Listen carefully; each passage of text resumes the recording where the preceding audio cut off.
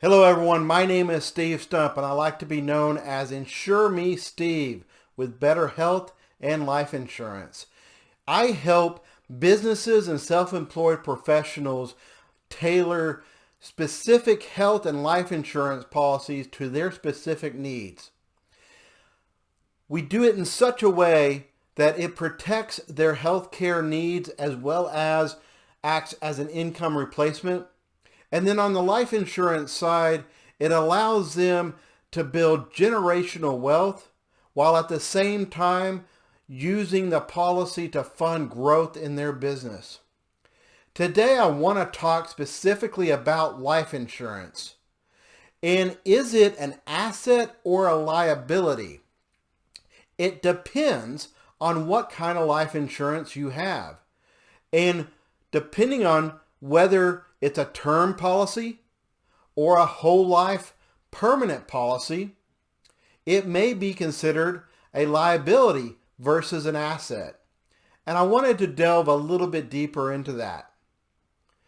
So let's think about the analogy of when you go and rent a car for a weekend. Let's say you're out of town and you go to the nearest rental and you rent that car for the weekend.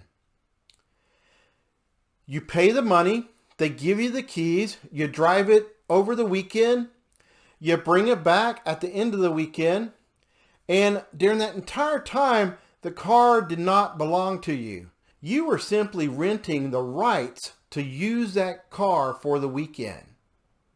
You didn't own it before, and you didn't own it afterwards. So that's clearly a liability. Now let's think about when you go buy your next car. When you go buy your next car, you're going to go to the auto dealership, you're going to shop, and you're going to purchase that car. Now let's keep it simple. Let's just assume you pay cash outright. Now you replaced an asset for an asset, and that is your car.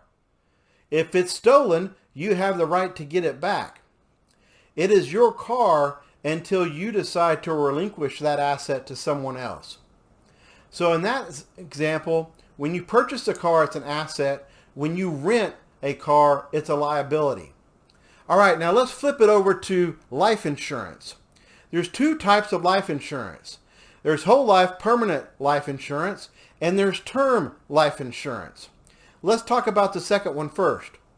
With term life insurance, you typically purchase life insurance for a period of time. Could be 10 years, 20 years, or more. At the end of that term, that life insurance goes away. What this means is you are renting the right to have life insurance for that term. Let's say it's a 10-year period. And in the 11th year, that life insurance goes away. You do not own that life insurance. You do not own the monies that you put into that term life insurance, meaning they did not develop any cash value for you whatsoever. Now let's look at a whole life permanent life insurance policy. It acts very differently. And when structured the right way, not only is it an asset, it can be used to fuel your own personal bank so that you can use the wealth that you accumulate in that policy as an asset to go make other purchases and other investments. So let's talk about how that works. With a whole life policy, you also pay premiums. Structured the right way as a personal banking policy, that policy is going to grow in accelerated cash value. Now it still has a death benefit, just like term life insurance does. But the difference is this is accumulating a cash value for you over time. And when the banking policy is structured the right way, typically you'll hit a break-even year where the monies you put in are actually being exceeded by the returns that money has grown in the policy. Now that happens two ways. One, all policies have a guaranteed growth rate. It's 4%. Try to go put that money into your bank and ask your banker if they're going to pay you 4% for your money. That's not going to happen. 4% every year, year after year after year, regardless of how the stock market performs.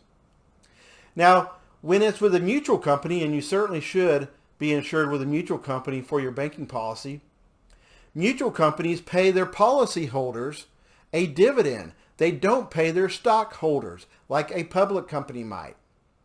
And so when structured the right way, these dividends and this guaranteed growth rate that fuels additional cash value in your policy begins to accelerate the value in your policy. So in your break-even year, you actually have more cash value in the policy than what you put in. This is an asset. It's just like putting money in the bank, except the returns are so much greater. Unlike putting money in the bank, when you take it out to go purchase your next asset, that money is gone, but you have the asset. With a properly structured banking policy, you can take your money out of your policy as a policy loan, purchase an asset, make an investment, and then pay yourself back as a responsible banker. And when you pay yourself back the right way, structured with paid up additions, you're further accelerating the growth in that policy. So to summarize, term life insurance is a liability. When you can take the cost of that term life insurance and focus it towards a whole life permanent policy, then you are creating an asset for yourself. And when structured properly as a banking policy, it's an asset that can be used in a lot of creative ways to drive other investments that you want to go take advantage of, or to simply make the purchases in your life that you want to make without having to go pay principal and interest back to a third-party bank. Now, if you still don't believe me that whole life banking policies or whole life policies are assets, do yourself a favor. Go to Google and type in bank-owned life insurance or BOLI. You'll see a ton of articles on this, but here's the thing you need to take away. Banks use these type of asset-backed policies as a way to protect the funds in the bank and allow them to grow. Here's just some numbers and statistics for you on these bank-owned life insurance. All right, in 2019, there were about 3,800 banks that had over $190 billion in bank-owned life insurance. The biggest ones, Bank of America, had $22 billion. This is all on their public filings. They're all public banks, publicly traded banks, and therefore all of their financials are listed out on their public filings. So this is readily available information.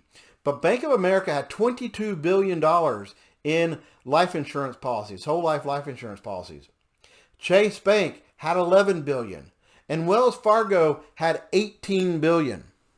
You got to ask yourself, if these banks are using these policies as assets, then should you also consider using them as assets, eliminating your term policies and converting that over to whole life? Because with that, you're simply renting your life insurance. With a whole life policy, you're purchasing it. It's an asset that you can use for your life. I hope you found this helpful. Remember, getting stumped on your health insurance and life insurance is the best thing that can happen to you.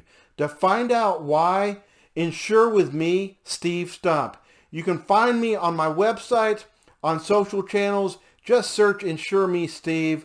Thank you for your time, and let me know if I can answer any questions for you.